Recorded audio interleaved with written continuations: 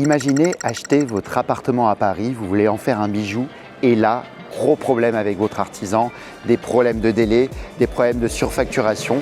Aujourd'hui, on va aller voir Antoine de l'équipe Omnext qui a acheté un appartement, c'est son premier investissement et il va nous présenter dans les grandes lignes afin de voir comment il a réussi de faire un appartement qui était abandonné depuis quelques années pour en faire un bijou avec tous les process qu'on lui a appris au sein d'Omnext. On va aller voir ça tout de suite, c'est parti.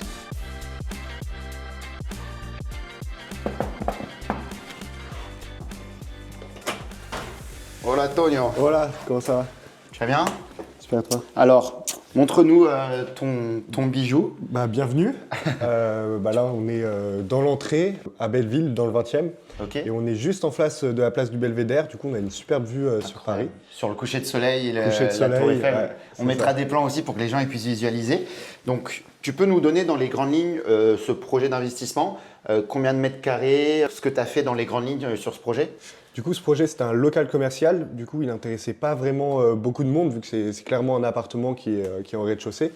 Et moi, je l'ai acheté, c'est un 41 mètres carrés. Et j'ai pu vraiment avoir une décote au niveau du prix. Okay. Du coup, ça a été un superbe invest pour moi. L'une des premières choses qu'on voit, et ce qu'a appliqué Antoine, et c'est super, c'est en fait lorsqu'on est à un rez-de-chaussée, encore plus quand il y a des caves, c'est toujours mettre un sol en carrelage. Pourquoi? Parce que lorsqu'on a des caves qui sont en dessous, il peut avoir des remontées d'humidité par capillarité. Donc là, ici, on voit que l'appartement, il est sain. Donc ça, c'est cool. C'est pour ça que c'est toujours important de bien regarder les caves avant pour voir si elles sont saines, pour éviter d'avoir des remontées d'humidité par capillarité.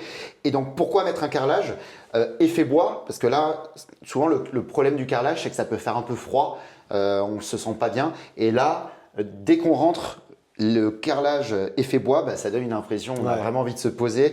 Et donc, déjà, c'est top que tu aies mis ça. Et en fait, aussi, pour l'investissement, ça permet de le nettoyer plus facilement et d'avoir moins de problèmes. C'est-à-dire la femme de ménage, elle a juste à mettre des produits et elle peut nettoyer. Alors que quand c'est un stratifié, ça a tendance à gondoler parfois. Je sais que sur certains de mes projets, j'avais mis du stratifié.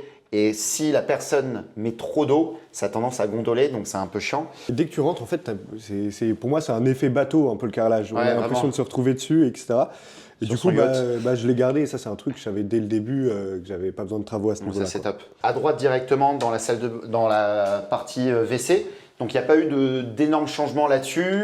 Pourquoi tu n'as pas tout refait? Qu'est-ce que tu pensais de cette partie?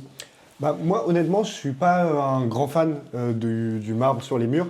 Okay. Mais bon, aussi, il y a une réflexion aussi au niveau des coûts budgétaires. C'est un invest et pour le coup, c'est propre. Ouais. Il y en a assez à leur goût, d'autres un peu moins. Moi, c'est pas ma pièce maîtresse. Je suis plus fan de mon salon et de ma chambre. Ouais, c'est ça. Et c'est là-dessus que tu crées l'effet waouh. Les toilettes, les toilettes, ça reste des toilettes. Et voilà, quoi.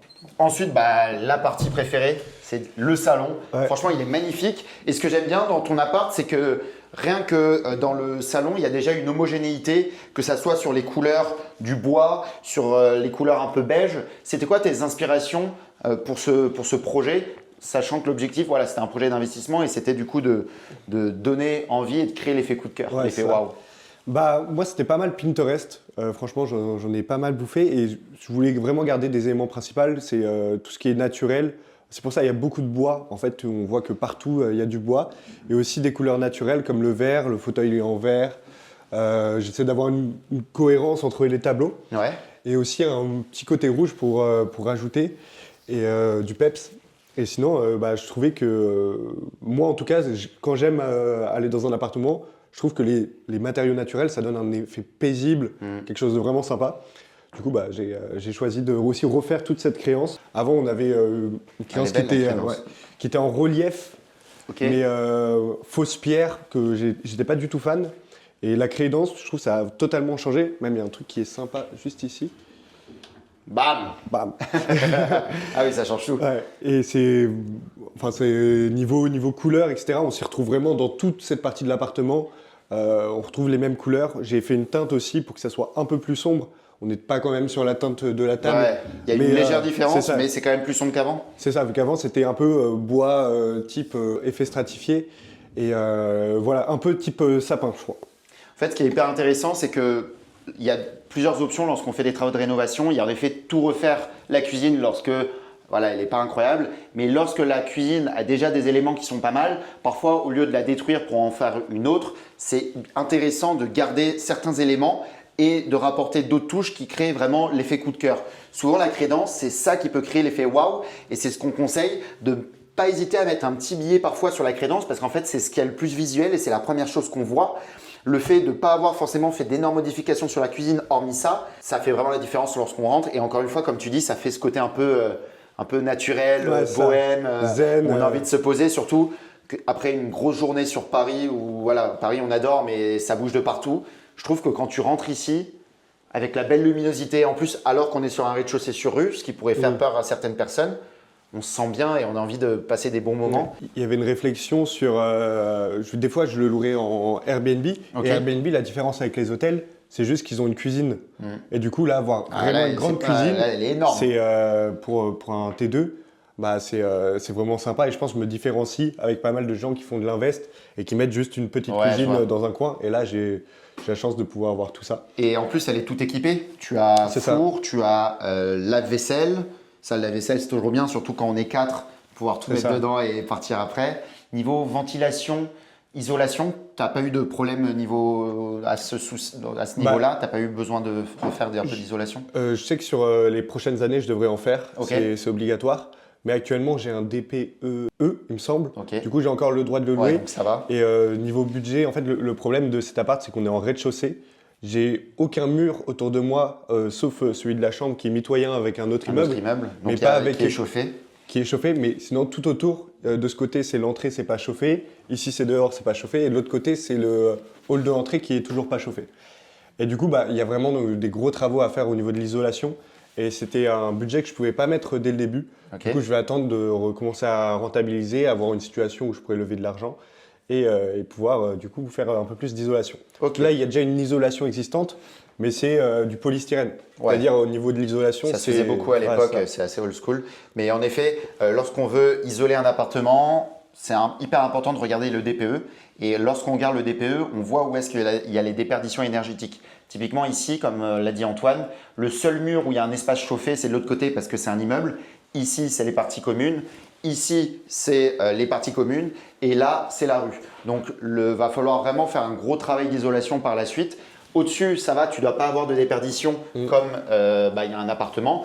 En dessous, par contre, comme tu as des caves, c'est pour ça qu'encore je reviens sur le fait que c'est important de visiter les caves parce que on a de la déperdition énergétique. Donc là, ça va. En vrai, la note, elle est bonne. Hein. Ouais. Eux, pour un immeuble ancien comme on est à Belleville, c'est quand même assez rare. Donc tu as quand même pas mal de chance.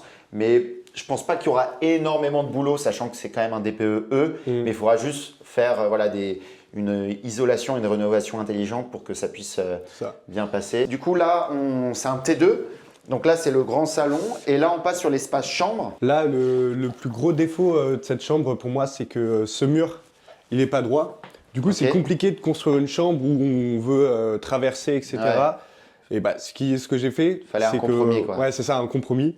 Bon, faut un petit peu enjamber, faut Ouais, les ça murs, va, il y mais a bon, pire. Ça, moi, c'est ce que j'aime vraiment. Ouais.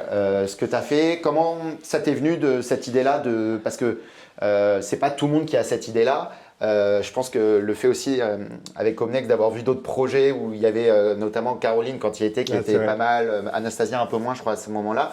Mais comment ça t'est venu cette idée-là de faire cette Bah, arche? c'est vrai que sur tous les projets, c'était un peu le. Quand tu as un renfoncement et que c'est carré, etc., ça se voit visuellement déjà que c'est un peu choquant. Et moi, je voulais quelque chose d'arrondi. On le voit là avec l'arche, mais aussi Ah, avec c'est le trop choix beau. du sommier Ouais. qui est arrondi. Et même sur les tons de vert, là, on est plus sur un vert tropical qui est un peu plus sombre. Nickel. Et dans la chambre, c'est ça. Et ça m'est venu Pinterest, etc. Et aussi avec Omnex, quoi. Ensuite, il y a cet espace qui est bien fait. Donc, tu peux m'en parler? C'est pas du sur-mesure. C'est Leroy Merlin. Leroy Merlin, ok. Et moi, ici, avant, il y avait des portes coulissantes.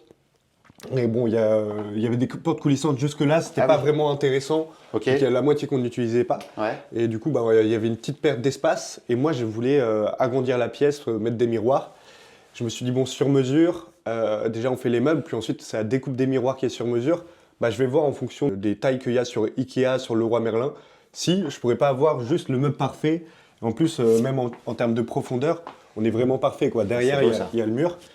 Et ça on a rentre, remis. Et on Pas a... un centimètre de plus. C'est ça. C'était parfait. Et le fait de mettre des miroirs, surtout cette pièce, elle est un peu plus sombre, comme elle est un peu plus petite, ça permet d'augmenter la luminosité. Et ce que j'aime bien aussi dans cette pièce, c'est que là, j'ai un projecteur. Ok. Et c'est un projecteur, malgré que le mur soit pas tout à fait droit, il arrive à s'adapter. Incroyable. Et du Donc coup, après une le longue soir, journée, tu te poses ici. Ouais. C'est l'appartement idéal. Et la dernière pièce, Au niveau du carrelage, il n'y a pas eu de changement. ok. Même les miroirs et tout ça, c'est les meubles qu'il y avait déjà sur place. J'ai juste rajouté Un autre lave-linge. un autre lave-linge et un sèche-linge. Mais sur le sèche-linge, j'ai fait une erreur, c'est que j'ai pris un sèche-linge à extraction. Enfin, j'avais pas très bien lu. En fait, c'est extraction d'air. Ok. Du coup, en fait, il y a de l'air chaud qui sort et qui va dans une sorte de tube que j'ai mis en bas. Là, on verra pas. Mais du coup, dès que je fais tourner le lave-linge, dans le sèche-linge, il y a vraiment de la buée dans cette pièce. Du coup, il faut ouvrir les portes. Et je pense que bientôt, je vais changer ce sèche-linge. Si quelqu'un est intéressé, n'hésitez pas. Comme quoi, c'est intéressant de lire parfois les notices Ouais, et c'est ça. de mieux comprendre. Puis Ok. tout le temps vouloir aller au plus cher, en fait, des fois, on se fait avoir. Ouais. En fait, ce projet est rempli de compromis, mais j'ai mis l'argent là où je pensais que c'était le mieux investi. Franchement, je suis très content de mes choix. C'est ce que j'aime bien, c'est que tu as vraiment la chambre qui est vraiment cocoon. Et après, le salon, tu as envie de faire une soirée tellement tu te sens Ouais, bien c'est vrai. dans le salon, quoi. Ah, c'est incroyable. Bah, merci beaucoup en tout cas, Antoine. Franchement, c'est un très beau projet. J'espère que c'est le premier d'une longue série. Fier aussi de t'avoir eu du coup et de t'avoir encore dans l'équipe Home Next. Ouais. Il y a une ambiance assez cocooning. J'étais bien accompagné sur tout le projet, du coup, ça a fait la différence. Et c'est vrai que les archis qu'on a chez Home Next, enfin que vous avez, c'est plus des femmes. Elles ont peut-être un œil que moi, j'avais pas Moi pareil, hein. On est très fonceur, on est bon dans l'exécution, mais un peu moins peut-être dans le côté artistique. Et moi pareil, hein, sur tous mes projets, je suis toujours passé avec une archi parce que j'ai un peu moins ce côté artistique de la chose. Et je sais que moi, ça peut me stresser de me dire, ok, si je mets ce canapé, est-ce que ça va aller avec ce tapis? Est-ce que ça va aller avec ci ou avec ça? C'est pour ça que le fait d'être accompagné avec un architecte, ça te permet de poser les grandes lignes et aussi de pouvoir être tranquille, tu vois. C'est ça, exactement. Ok, merci beaucoup en tout cas Antoine. Merci à tous. J'espère que vous allez aimer cette vidéo. Si vous avez un projet de rénovation à Paris et que vous souhaitez être accompagné par nos équipes Home Next, n'hésitez pas à me contacter directement dans le premier message en commentaire et vous pourrez faire une visio directement avec moi personnellement pour pouvoir échanger sur votre projet et voir si on peut vous accompagner. Et Antoine Leté, bravo pour ce projet en tout cas, franchement c'est un banger, bravo et j'espère que c'est le premier d'une longue série. J'espère aussi. Franchement, Mathéo, merci. Donc, Merci à toi pour ta confiance parce que pour finir rapidement, Antoine du coup il a fait un stage avec nous et ce que j'ai adoré chez lui c'est qu'il a donné avant de recevoir et en fait dans la vie quand tu donnes tu reçois toujours à un moment mais pas x2 mais voire x10 et là typiquement je suis fier de voir que ça marche bien pour toi et que quand ça continue et encore une fois que tu as fait partie de l'équipe Home Next et tu fais partie de l'équipe Home Next ta vie donc franchement bravo et prochaine pour une nouvelle vidéo, j'espère sur un nouveau projet. Ouais. Hein. Allez, ciao. Ciao.